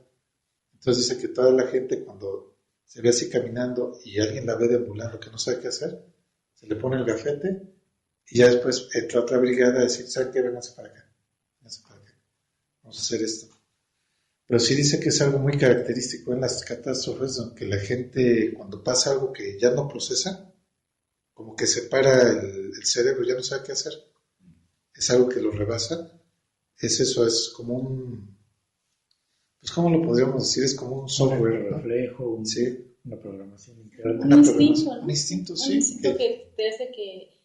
Supervivencia, ¿no? La cuestión de colmena, ¿no? Esta idea de juntarnos, porque ya así juntos, o sea, es más difícil que llegue un espacio abierto donde sí. Podemos ver qué es lo que puede pasar, qué es lo que va a atacar, qué es lo que viene y todos juntos para hacernos porque más somos, fuerte. O sea, se entendería esta idea también de la masa, ¿no? De la masa. O sea, somos muchos, o sea, nosotros mismos nos cuidamos, ¿no? Entonces, esto es algo que apenas estamos volviendo a redescubrir. Y aquí lo vamos a ver, ¿no? En Heráclito, esta idea de que es uno, o sea, todo va a ser uno, pero también al mismo tiempo va a ser diferente. O sea, este paso del concepto de que somos una sola cosa y al mismo tiempo somos diferentes. ¿Por qué? Porque tenemos una esencia que es lo que nos hace relacionarnos con el universo, pero somos diferentes en nuestra propia individualidad, que era lo que tú preguntabas hace rato. O sea, el comprender el logos nos va a llevar a perder esta individualidad. No. O sea, aquí para Heráclito seremos ese mismo tiempo. O sea, si tú comprendes que eres una persona que está junto en el universo con todos los demás, vas a entender tu propia pues puesto en el mundo, ¿no? O sea, tu propio sentido en el mundo, y eso va a ser tu propia individualidad. Puede ser el incompleto, el disonante, ajá, así es. Pero forma parte de la humanidad. Formamos parte. Es que es, por ejemplo, lo que vemos en la naturaleza. Como lo que está pasando, ¿no? Que se están muriendo las abejas. O sea, hay leones, hay elefantes, hay focas, bueno, hay de todo, ¿no? Ahí estamos los seres humanos. todos cumplimos con una función, las cucarachas, ¿no? O sea, todos Sí. tienen una función aquí en el universo. Falta uno de ellos y se está rompiendo esa cadena. Porque que ya se murió el puma o el... Sí, creo que ya se extinguió, ¿no? Sí. No, el rinoceronte también. El Rinoceronte rinoceronte blanco ya se extinguió, ¿no? Entonces, bueno, algo tendrá que haber hecho ese rinoceronte en el pues, el orden natural que le va a hacer falta a otro animal. Entonces, estamos rompiendo esas cadenas. El problema que hay unos que son más evidentes que otros. A lo mejor no se acaba el mundo si se acaba el rinoceronte, pero si se acaban las abejas, ahí sí, ¿no? O sea, entonces, esa es la cuestión. O sea, no es que el rinoceronte no sea necesario. Vamos a ver, no sé, en mucho tiempo qué es lo que pasa, ¿no? Cuando se han acabado tantas especies. Pero el problema es de que estamos relacionados, entonces cada uno cumple una función, a lo mejor muy importante, menos importante, pero somos una función. O sea, estamos aquí por una cuestión de tener un orden en nuestra sociedad, y a tener un orden en la sociedad, si lo comprendemos bien, vamos a tener un orden en el universo. O sea, es que no es de que alguien sea menos o sea más, o sea, realmente alguien puede decir, no, es que se desaparezcan las cucarachas, ¿no? Y a ver si se desaparecen, ¿qué pasa, no? O sea, a lo mejor sí se va a comer todo. Sí, nos desaparecemos nosotros. Entonces, eso es yo creo que eso es lo malo de nuestra sociedad, que pensamos que alguien es mejor que otro, que es más necesario que otro. No nos damos cuenta que si no hay quien recoja la basura, o sea, no podemos sobrevivir. Entonces, es tan importante quien dirige una sociedad a quien limpia esa sociedad, ¿no? Entonces, es entender que estamos en una relación, y si no jugamos lo que tenemos que jugar, pues no hay juego, ¿no? O sea, se pierde, ¿no? Para todos. Entonces, si no, por eso es para ellos importante, ¿no? Para esos pensadores, el comprender la naturaleza, o sea, el universo, y si entendemos el universo, vamos a entender nuestra sociedad. Y ahí entraría la parte también teológica, ¿no? O sea, ya entendiendo esto, pues vamos a entender el orden que hay, o sea, divinamente, ¿no? O sea, esto va a ser un resultado de... Entonces, y puede ser al revés, pues si entendemos el orden de lo divino, pues también se plasma en lo político y también en la parte universal. Entonces, esto es necesario entenderlo para comprender este mundo y cómo se va a ir desarrollando su pensamiento. Ahora, quiero leerles otra parte, pero ¿cuánto queda? Son 10 para las 10. No, entonces, ¿saben? Porque les iba a hablar precisamente de el todo y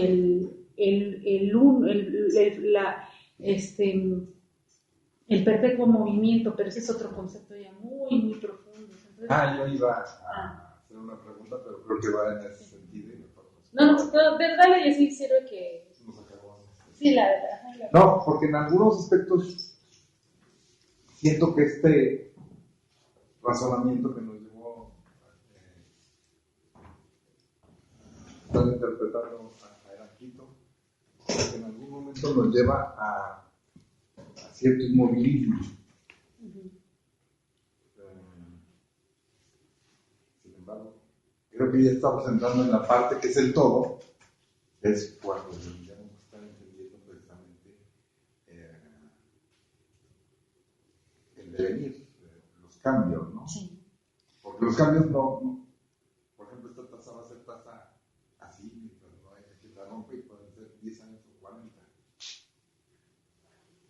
Pero hay otros movimientos donde, puesto en el todo, esto ya sería posible entender los cambios sociales, los cambios en la naturaleza. Entonces, suponer que una sociedad está organizada de manera ordenada, bajo sus leyes, pues, ¿para qué no? Dejen las aguas así porque puede ser nocivo provocar un cambio. La naturaleza igual. Sin embargo, yo creo que a lo largo de la historia, que conocemos poquito, pero supongo que habrán desaparecido muchas especies. Pero, por mil razones. Obviamente, la actividad humana está acelerando la desaparición de muchas otras especies que con otra forma de conducta, de comportamiento, pudieron no estar sufriendo su ausencia, pues. Sin embargo, pues en la naturaleza los cambios son palpables. Mira, yo con respecto de eso, te podría decir una cosa, o sea, mira, según las teorías, dicen que los dinosaurios se extinguieron porque hay teorías distintas, ¿no? Se extinguieron por un meteorito y que cayó y que, bueno. Hay otras teorías donde dicen que no se extinguieron, simplemente evolucionaron, ¿no? Le salieron plumas, bueno. Por eso les decía, hay teorías, ¿no? Pero ahí definitivamente no estaba el hombre, el ser humano, ¿no? Que fuera a poner una fábrica junto al bebedero de los brontosaurios, se murieron, ¿no? O sea, entonces, en la naturaleza, bueno, lo que sí podríamos decir es que independientemente de la acción humana, hay especies que entran, otras que salen, y nosotros, bueno, en algún momento nos va a tocar un momento así, ¿no?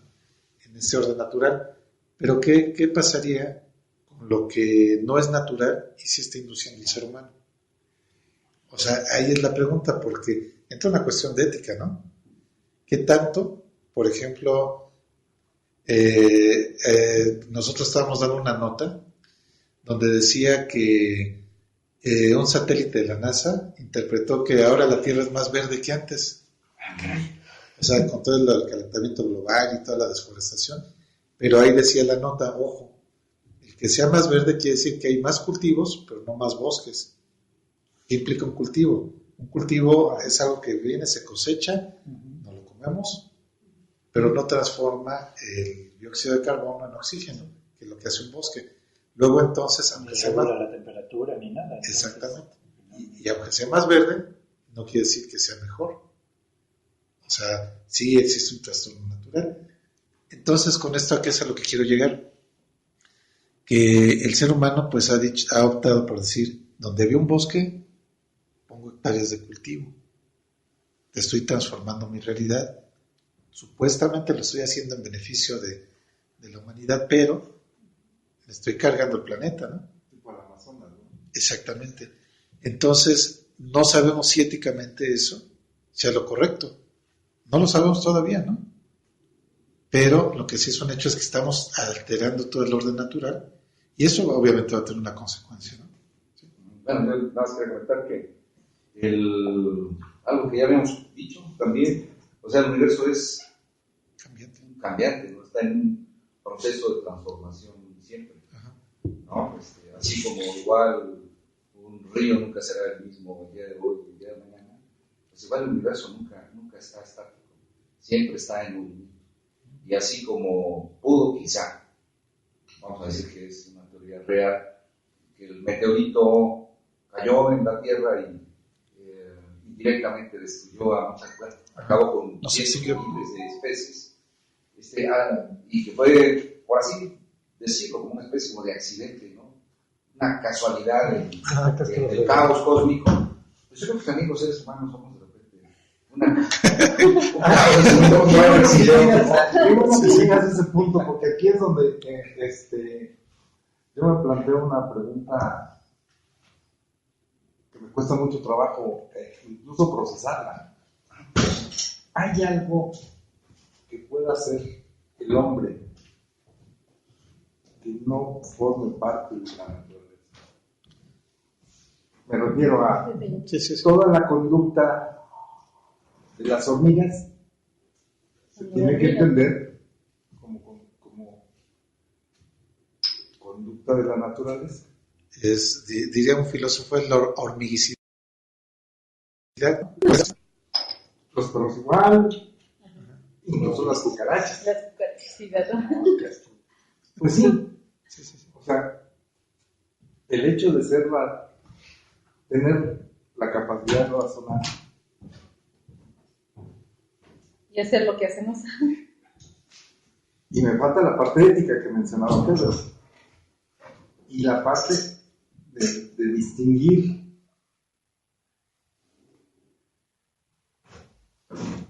lo bueno y lo malo, que sería una forma simple de presentar esto, nos lleva necesariamente a volver todo lo que hacemos en artificial. Sí, déjame, aquí nada más, esta es la pregunta de, o sea, sí, esta es una de las preguntas filosóficas, ¿no? O sea, ¿qué es la humanidad, ¿no? ¿Qué es lo que hace ser humano? Nada más, lo que tú decías, ese es el pensamiento de Heráclito, o sea, Heráclito decía que nadie se baña en el mismo río, ¿no? 2 veces en el mismo río, pero todo fluye. Entonces, esa es la esencia del pensamiento de Heráclito. Lo vamos a ver la próxima semana ya con más profundidad, ya que entendimos un poco más del logo. Pero esto que mencionas es importante porque, muy, muy importante, porque realmente, ese sí, o sea, las hormigas van a hacer lo que hacen las hormigas, las abejas lo que hacen las abejas. Pero, ¿qué hace el ser humano, no? y precisamente nosotros en el programa del sábado pasado, ¿qué estamos hablando de? Estamos hablando de 2 filósofos. ¿Pero por qué estamos hablando? Estamos hablando de lo que es el inconsciente y la filosofía. Sí, bueno. Preséntenos, ¿qué estamos haciendo o qué podemos hacer que no sea parte de nosotros? O sea, realmente es naturaleza, y estábamos hablando el sábado pasado que si nosotros analizamos, porque era de ¿cuál era el segundo filósofo que vimos? Es que cumplieron años, Hartmann, y o sea, bueno, aniversario de nacimiento Hartmann y Edward von Hartmann, y el segundo, ¿quién era? Se me fue también, bueno, otro que nació el 23 de febrero. Es conocido, fue filósofo y psicólogo. Bueno, otra trata de corte, pero... Perdón, es que pensé que ibas a decir que cumplía años Heráclito. No, lo que pasa es que voy a eso. Estábamos bueno, el segundo filósofo que estábamos analizando, sí, fue un nombre, pero trata de buscarlo, ponle, está nacido el 23 de febrero. El hecho es, por eso con filósofos nacidos 23 de febrero, ¿no? El hecho es de que el segundo filósofo estaba, como le tocó la Segunda Guerra Mundial, criticó muy fuertemente a Alemania, ¿no? O sea, la actividad de Alemania por la Segunda Guerra Mundial. Entonces, aquí nosotros en el programa del sábado de Radio Sofando estamos analizando, a ver, y tiene que ver con tu pregunta, si nosotros vemos la historia de la humanidad, siempre ha habido un pueblo más gandaya que otro, que es más fuerte y viene sobre otro, ¿no? O sea, entonces, si analizamos, todos los grandes imperios así llegaron y estaba un pueblo muy feliz y llega el otro porque tiene más armas y vas, ¿no? O sea, se los lleva y así creció el imperio griego, el imperio romano, los aztecas, aquí a cuántos no tenían sometidos, y por eso después llegaron los españoles y dijeron, pues nosotros nos juntamos para darle en la torre al otro, y así, ¿no? Entonces, si analizamos, eso sería parte de la humanidad. O sea, ya como sociedad siempre va a haber un pueblo más gandalla que otro que va a querer quitarle al otro lo que tiene, y además de quitarle lo que tiene, someterle. Siempre me lleva a eso la pregunta. ¿En verdad es posible la paz? ¿Es deseable la paz? Y me espanto a veces de lo que termino pensando, pero es una de las partes a las que llego en la reflexión, ¿no? Sí, o sea, Como parte de eso. es que precisamente es lo que tú, o sea, ¿qué es la humanidad? O sea, pero también vamos a encontrar que hay seres humanos que buscan la paz y gente que no quiere, o sea, a ver, así como hay cosas terribles en la humanidad, ¿cuántos ha habido que, vamos, han muerto hasta vamos, esta Madame Curie, ¿no? No se murió, por la radiación porque estaba trabajando en eso sabiendo que era peligroso. Y así, si nosotros vamos analizando, así como hay parte muy mala del ser humano, hay otra parte muy buena. O sea, como que es esa búsqueda del equilibrio. Y entonces, si nosotros analizamos y vemos el universo como lo planteaban en este caso los presocráticos, o sea, ver la naturaleza del universo, ¿qué vemos? Para que se cree algo tiene que estar este sol que pues va a calentar, a lo mejor se va a comer cuando crezca a otros planetas y ya, o no, venimos de una explosión. Entonces, en este caso es el hecho de que cada vez vamos a tener una visión de las cosas. No se puede, y volvemos a lo del fuego, no se puede tener una creación si no se destruye algo. O sea, para que tengamos fuego, tenemos que o hacer las varitas para que se quemen, o sea, sacrificar la madera para que se queme el fuego, para tener luz y para poder cocinar, para tener esta taza que tú mencionabas, el ejemplo de la taza, que era arena, ¿no? Arena que se fusionó con agua y después la tuvieron que meter a cocinar y entonces eso se transformó en la taza. Y cuando se rompa la taza, se va a volver a la tierra. Igual las manzanas, la comida, nosotros mismos cuando nos moramos vamos a pasar de alguna forma u otra, a alimentar a la tierra. Entonces, el mundo es cambiante, el mundo es agresivo, el mundo es violento y somos parte de él. O sea, si nosotros, ven esa de Madagascar, ¿no? De que se van los animales a la selva y se dan cuenta que uno se come al otro y eso realmente pues no es como lo pensaban, ¿no? Entonces, esa idea de que, pues, tenemos que darnos cuenta que cómo es el universo, sin el fuego se hubiera creado, pero el fuego tuvo que deshacer otra cosa. Es que realmente es eso. Karl Jasper. Karl Jasper, o sea, nada más para que nos diga. Gracias. El ser humano se convierte en un depredador y más que eso, está destruyendo el ambiente, destruyendo el entorno porque es una criatura muy diferente a la que era anteriormente. Es una criatura nueva que antes no existía y que fue lo principal que ocasionó que se convirtiera de una criatura, de un animal más, a una criatura que todo lo destruye, pues el fuego. ¿Por qué? Porque antes del descubrimiento del fuego el hombre era nómada. Bueno, no era hombre, era un animal. Sí, era un homínido. Por todos lados, un homínido que andaba recolectando su fruta y sus verduritas y todo. Y comía lo que encontraba. Comía lo que encontraba y se protegía como podía de las inclemencias del tiempo. ¿Qué sucede hace 10.000 años que descubre la manera de domesticar el fuego, de crearlo y de domesticarlo? Se vuelve sedentario porque ya no tenía para qué estar viviendo. Ya podía calentarse, ya podía tener ahí su casita. Y entonces las semillitas que antes tiraba al camino y ni se daba cuenta qué pasaba con ellas, ahora ya se da cuenta que dan lugar a otras plantas igual y entonces crea la agricultura y entonces los animalitos empiezan a acercar porque ven la comida segura y ven el calor y crea la ganadería y de ahí para la sociedad y empieza a destruir el ambiente y empieza a modificar el entorno y se crea una criatura completamente distinta que pierde su pelaje, que tiene que que tiene que comer cosas que antes no comía, todo lo que son leguminosas, cereales y carne, antes de no los comía.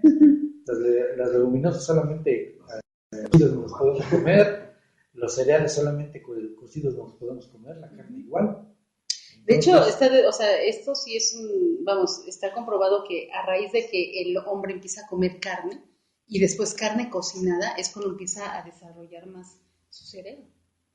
Entonces, qué chistoso, qué interesante que todo regresa ahí. El fuego fue el que ocasionó ese No nada más la transformación química, sino la transformación social. Bueno, desde el principio, ¿no? Desde el universo. Desde el universo, exacto. La El creación fuego, del universo, ¿no? exactamente. Una gran explosión que Sí, provocó la creación de este universo. Es que le iba a decir que- Pero además de lo que comentas, digo, si lo vemos así a la escala que lo plantea Heráclito, bueno, al menos a lo que yo entendí, el logos en su conjunto, digo, si tuviese en mente no me preocuparía si el ser humano trasciende o no este proceso, ¿no? O sea, a final de cuentas es un asunto de la propia humanidad el poder transformar, ¿no? Poder llegar a comprender, quizá en alguna gran catástrofe, como las que aparentemente están próximas, a poder llegar a comprender que lo que estamos haciendo es incorrecto. Y sería la única manera de que pudiéramos trascender y vivir de una manera distinta y poder avanzar más como sociedad. Pero vamos, somos un accidente del universo. Para mí, somos un accidente en el universo y si subsistimos o no ante nuestra propia indiferencia, pues para el logos, Claro. le va a ir bien. Eso sí, ¿No? Es lo que, Y además la importancia que tiene el ser humano con respecto al universo, ¿no? sí, ese es el meme que está, ¿no? Que dicen, a ver, está el universo y si ustedes están aquí, o sea, que realmente si tú piensas que tu problema es muy grande, o sea, si lo comparas con el universo no le interesa, ¿no? O sea, es nada, ¿no? Absolutamente cualquier cosa que nosotros podamos entender, pero está la cuestión que si logramos a nuestro nivel captar o entender esta relación con el universo, nuestra vida va a tener sentido. Sí. O sea, ya realmente, precisamente esos problemas pequeñitos de nuestra circunstancia no van a ser problemas, porque realmente vamos a darnos cuenta que estamos trabajando para un orden, o estamos dentro de un orden, y que pues algún día vamos a desaparecer, vamos a morir, pero pues estaremos pues dejando nuestra carne va a servir para alimentar una planta o para alimentar algo, o si no, ahí estará nuestra energía será absorbida, ¿no? Entonces, aquí estaríamos encontrando lo que se ve en filosofía que sería la libertad, porque realmente todo lo que te pueda suceder, no realmente, si logras entender cuál es tu lugar en el universo, pues si te tiene que tocar algo, pues lo tendrás que aguantar porque es parte de tu vida, de la circunstancia, no te va a pasar nada que no sea parte de tu misma humanidad. O sea, no. Entonces, si te pasa, pues es porque te tenía que pasar, y si no te pasa, o sea, tampoco te preocupes, o sea, realmente. Entonces, eso te da otra visión, te da otro punto en el universo, en el mundo, que te da la sabiduría, que dice Heráclito, y entender que nosotros podemos estar o no estar, no pasa nada. La tranquilidad, ¿no? De saber que fuimos parte de algo, simplemente. Sí, y si lo haces bien, o sea, si haces esa parte, realmente sí vas a contribuir al universo, y si no, pues tampoco pasa nada, o sea, no te preocupes. Yo nada más quiero hacer un comentario y la verdad un reconocimiento a ustedes por lo que hacen. Pues en el caso personal, creo que mis compañeros también es una transformación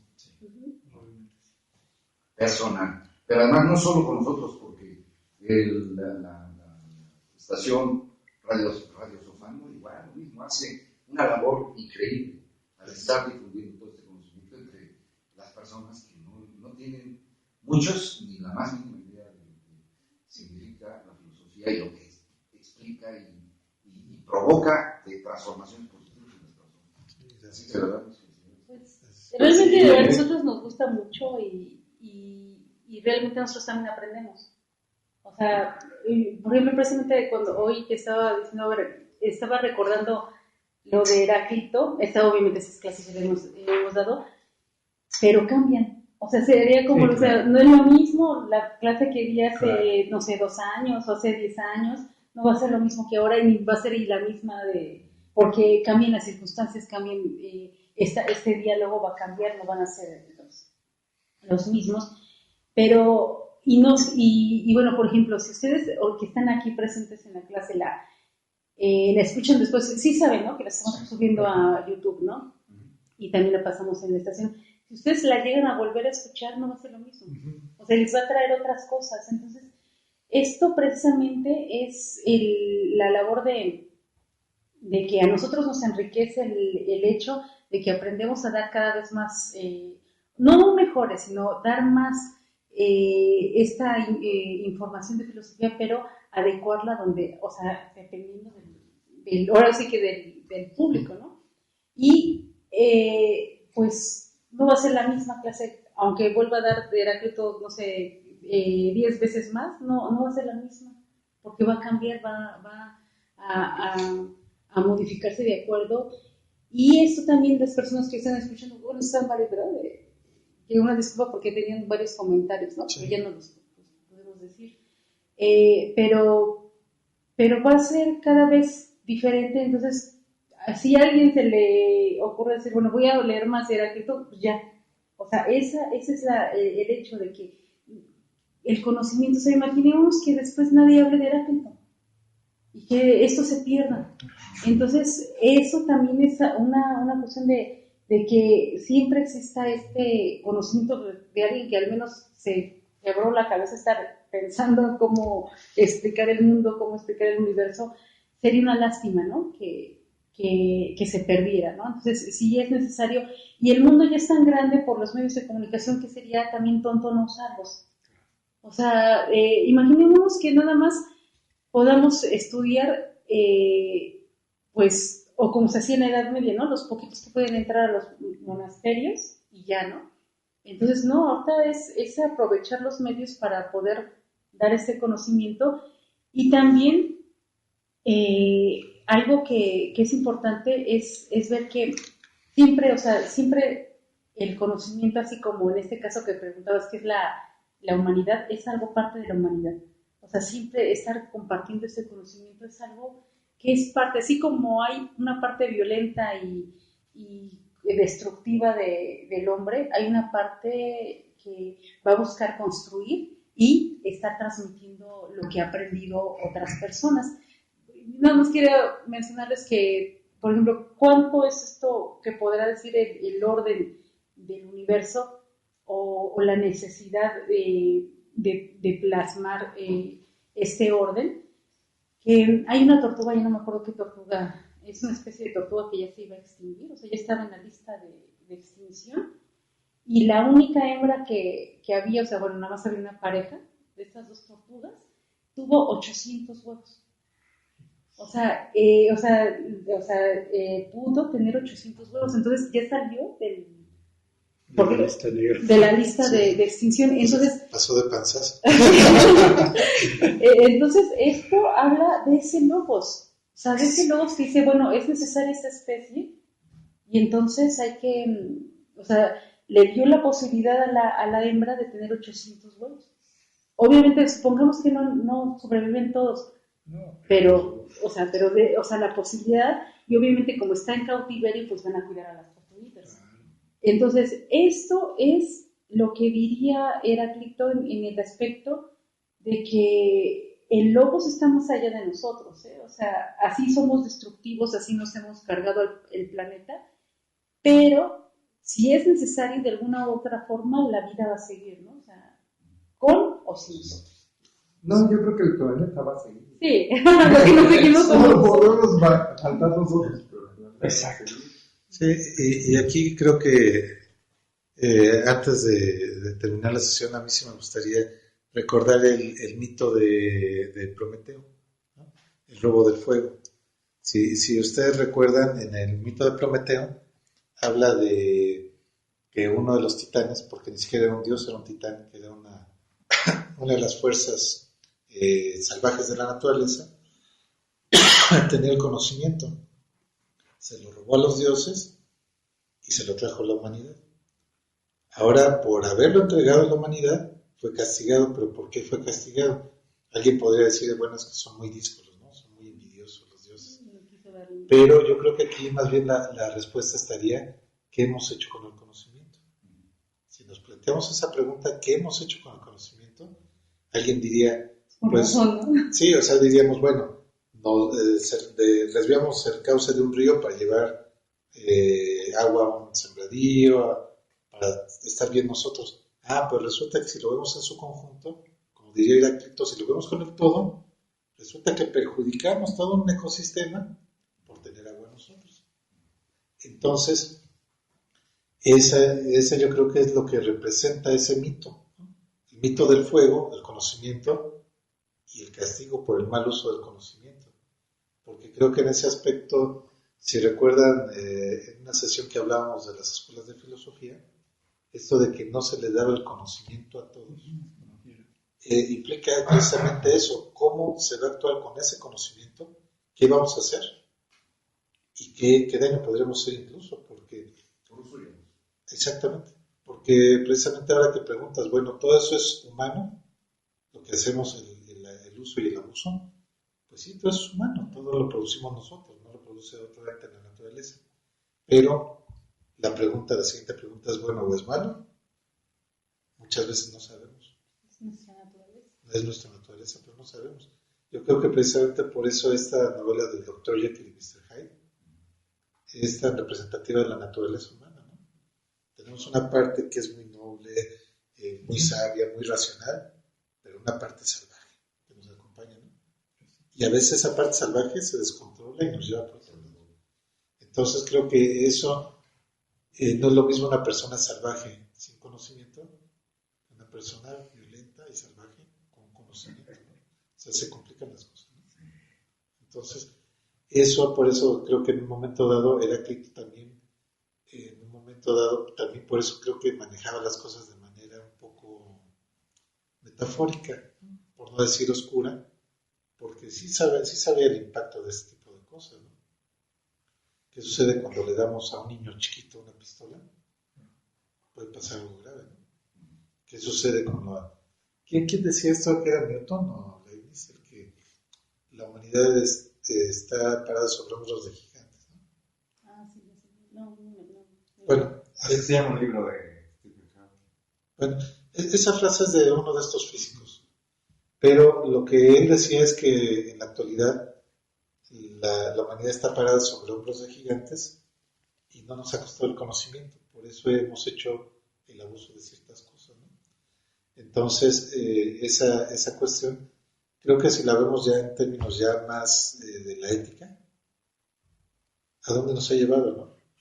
Un conocimiento que no nos costó, un conocimiento que vamos y ocupamos de manera indiscriminada, ahí lleva todo lo que es el manejo de los transgénicos, por ejemplo, ¿no? ¿A dónde nos ha llevado, no? Y alguien puede decir, bueno, es que con un alimento transgénico se soluciona el problema del hambre a nivel mundial, pero realmente no lo hemos usado para eso. O sea, lo hemos usado para otras cosas. Entonces, creo que mucho de esto, la filosofía desde un inicio se ha preocupado de la labor ética. Es una labor que, si nosotros separamos el conocimiento en sí de la ética, nos podemos perder. Pero ¿qué es lo que pasa cuando empezamos a ver el aspecto ético de las cosas? Como que internamente empezamos a reflexionar qué tanto nos puede servir eso y qué tanto no. Y yo creo que esa pregunta que hacías es muy válida, pero creo que no desde el punto de vista epistemológico del conocimiento, sino más bien desde el punto de vista ético. O sea, yo sé que lo puedo hacer, es más, mi mano lo puede hacer, mi mano puede empuñar un arma, la puede disparar en contra de una persona, lo podemos hacer. Pero la siguiente pregunta es, éticamente, ¿lo debemos de hacer o no? Y es lo mismo con el conocimiento. Que el ser humano puede hacer muchas cosas, sí las puede hacer. Vamos, creo que el límite es la propia humanidad. Pero la siguiente pregunta es, ¿lo debemos de hacer o no? Y eso nos va a situar de inmediato en problemas prácticos, ¿no? ¿Lo debemos o no lo debemos de hacer? Creo que eso es mucho de lo que hablaba precisamente Heráclito cuando decía, los ojos pueden ver, los oídos pueden escuchar, pero si no hay un alma que interprete eso, va a dar igual, porque sí, yo puedo leer, puedo escuchar el conocimiento, lo puedo hacer, lo puedo transformar, pero ¿qué forma parte de nuestra alma? También el conocimiento ético. Si en nuestra alma no hay una directriz ética, Digo, no sirve de nada. Lo vamos a hacer y va a ser algo que en lugar de generar vida va a generar destrucción. Y ahí hay muchos ejemplos en la historia, ¿no? Esa es la diferencia entre la ciencia y la filosofía. La filosofía se plantea en la cuestión de ¿se puede? ¿Sí? ¿Se debe o no se debe? Es otra cosa, ¿no? Para la ciencia no hay ese se debe o no se debe. La ciencia va avanzando, va rompiendo barreras, va conquistando más terreno, pero difícilmente se pregunta si debe de ser o no. No es un tema que se plantea en la ciencia. Si se dan cuenta, cuando fue la división del átomo, se llegó al conocimiento del resultado de que sí se podía hacer, y se hizo. Pero la pregunta ética nunca vino en la ciencia. La pregunta ética ya vino después en las discusiones éticas posteriores. Se debe de permitir que haya una detonación de un arma nuclear, ¿no? Y esto es una discusión que ha sido, pues, se ha salido, pues, de la ciencia, pero creo que esa es la gran virtud de la filosofía, que es nuestra conciencia como seres humanos, ¿no? Por eso yo quería terminar con este mito, ¿no? de Prometeo. Prometeo se llevó el conocimiento y se lo dio a la humanidad, pero ese castigo es por las situaciones, si se debía o no se debía, ¿no? Es de Newton. De Newton, exacto. Sí, la frase de que estamos parados sobre hombros de gigantes, ¿no? Exacto, Newton, sí. Entonces, creo que esa es la parte de nuestra reflexión, ¿no? El día a día. ¿Lo tenemos ahí? Sí. ¿Lo podemos usar? Sí. Pero debemos usar. Y la pregunta es ¿para qué? ¿No? Después, ¿voy a usar esto para enriquecerme, para explotar a los demás, para pues, extinguir una especie? ¿O para qué lo quiero usar esto, no? La explotación de los ríos, del océano, de las montañas, ¿para qué lo hacemos? De los seres humanos. De los seres humanos, ¿para qué lo hacemos? Es una pregunta ética, ¿no? Entonces, Muy bien. Bueno, uno, el reconocimiento de Luis, porque sí se lo merecen ustedes. Ajá, gracias. muchas gracias. Nos vemos la próxima semana.